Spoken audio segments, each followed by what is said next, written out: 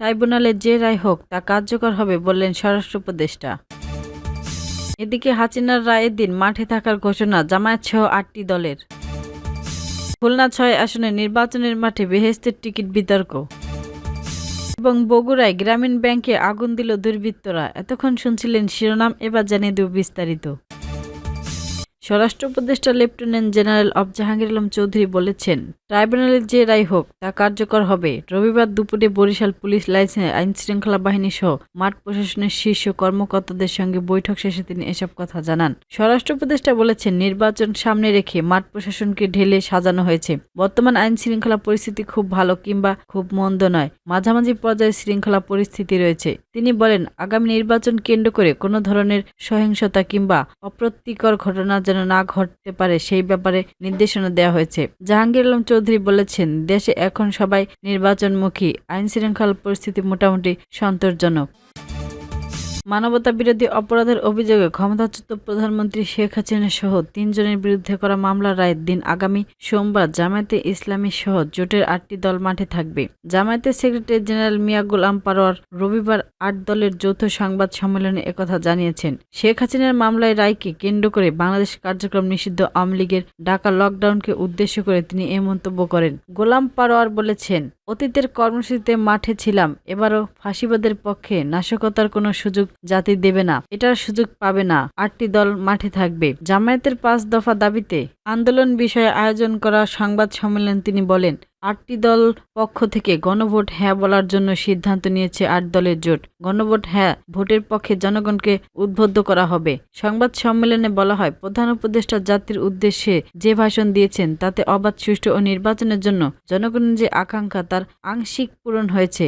৮টি দলের ৫ দফা দাবি সেগুলো পূরণ তা আদায় কর্মসূচি অব্যাহত থাকবে।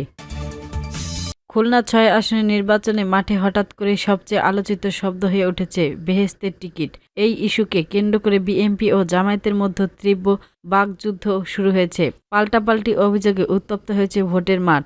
গতকাল শনিবার সন্ধ্যায় কয়রা উপজেলার ফুলতলা সরকারি প্রাথমিক বিদ্যালয় মাঠে উপজেলা বিএনপির আয়োজিত নির্বাচন প্রচার সভায় দলের মনোনীত প্রার্থী ও খুলনা জেলা বিএনপির ভারপ্রাপ্ত সদস্য সচিব মনিরুল হাসান অভিযোগ করেন, দাঁড়িপাল্লা প্রতীকে ভোট দিলে বেহেশতে যাওয়ার টিকিট মিলবে। জামায়াত এমন প্রবলতা দেখাচ্ছে। তিনি বলেন, এ ধরনের মিথ্যা প্রচার ধর্মীয় অনুভূতির অপব্যবহার। যারা এসব বলে এবং যারা বিশ্বাস করে উভয় সমানভাবে দায়ী।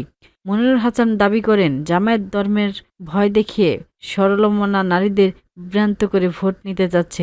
বিএনপির কর্মীরা বাড়ি বাড়ি গিয়ে ভোটারদের এসব বিভ্রান্ত সম্পর্কে সচেতন করছেন। সবাই মনিরুল হাসান বলেছেন, ধানের শীষের প্রার্থীকে বহিরাগত বলে যে প্রচার চালানো হচ্ছে এটি সম্পূর্ণ বিভ্রান্তিকর। তিনি উল্লেখ করেন, যদিও তিনি খুলনার জন্য একটি উপজেলার সন্তান, তবু এ এলাকার উন্নয়নের কাজ করার ক্ষেত্রে তার কোনো বাধা নেই। তিনি বলেন, খুলনা ৬ আসনের জামায়াত প্রার্থী আব্দুল কালাম আজাদ খুলনা শহরে থাকেন এবং কয়রা পাইগাছার আসনের জামায়াত প্রার্থী আবুল কালাম আজাদ খুলনা শহরে থাকেন এবং কয়রা পারগাছায় তার স্থায়ী বাড়ি নেই। উনি যে খুলনা থেকে এসে নির্বাচন করেছেন, আমিও একইভাবে করেছি। মনিরুল হাসান বলেন, জামায়াত প্রার্থীর জন্ম ভারতে, এমন কোথাও মাঠে শোনা যাচ্ছে, অথচ আমার জন্ম খুলনায়। এ কারণে এই জনগণ আমার অধিকার বেশি। অতীতে বিএনপি জামায়াত জোটের সময় জামায়াতের প্রার্থীকে এমপি নির্বাচন করা হলে কয়রা পাইগাছার উন্নয়ন হয়নি বলে মন্তব্য করেছেন তিনি। বিএনপি প্রার্থী অভিযোগের প্রক্রিয়ার জামায়াতে কেন্দ্রীয় কর্মপরিদর্শন সদস্য ও একই আসনের প্রার্থী আবুল কালাম আজাদ বলেছেন, বেহেশতের টিকিট দেওয়া এবং বিক্রির অভিযোগে সম্পূর্ণ ভিত্তিহীন। নিজের জন্মস্থান ও বাড়ি নিয়ে প্রচারকে নিয়ে মিথ্যাচার উল্লেখ করে বলেন, কয়রা সদর ইউনিয়নের ৬ নম্বর কয়রা গ্রামের তার পৈতৃক বাড়ি রয়েছে।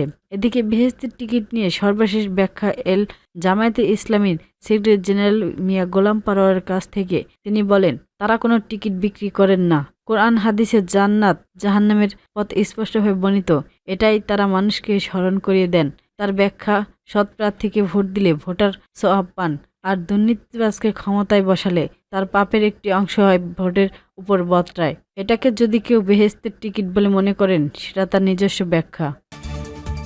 বগুড়ায় শেরপুর উপজেলার গাড়িদহ এলাকায় গ্রামীণ ব্যাংকের শাখা অফিসের গেটে আগুন দিয়েছেন দুর্বৃত্তরা। শনিবার দিবাগত রাত আনুমানিক ৩টার দিকে দুর্বৃত্তরা পেট্রোল ঢেলে শাখা অফিসের গেটের উপর আগুন ধরিয়ে দেন। তবে কয়েক সেকেন্ডের মধ্যেই পেট্রোল পুড়ে যাওয়ায় আগুন নিভে যায় এবং কোনো হতাহতের ঘটনা ঘটেনি। ভবনের সামনের গেটের সাইনবোর্ডে কালো দাগ দেখা গিয়েছে। পাশের ভবনের সিসি ক্যামেরায় দেখা গিয়েছে দুই দুর্বৃত্ত মোটরসাইকেলের যোগে এসে আগুন ধরিয়ে পালিয়ে যান। পুলিশ ধারণা করছে আতঙ্ক ছড়াতে এ ধরনের নাশকতার চেষ্টা করা হচ্ছে। শাখায় কর্মকর্তারা জানান, সকাল 7টার দিকে অফিসের গেট খোলার সময় দেখা যায় গেটের উপর সাইনবোর্ডের একপাশে কালো দাগ এবং গাছের পাতায় আগুনের চিহ্ন রয়েছে। বিষয়টি উদ্ভূত কর্তৃপক্ষের কাছে জানানো হয়েছে। শেরপুর থানার ভারপ্রাপ্ত কর্মকর্তা ওসি SM মহিনুদ্দিন বলেছেন, ঘটনার সঙ্গে জড়িতদের খুঁজে বের করতে তদন্ত শুরু করা হয়েছে। পাশাপাশি পুলিশ টহল জোরদার করা হয়েছে।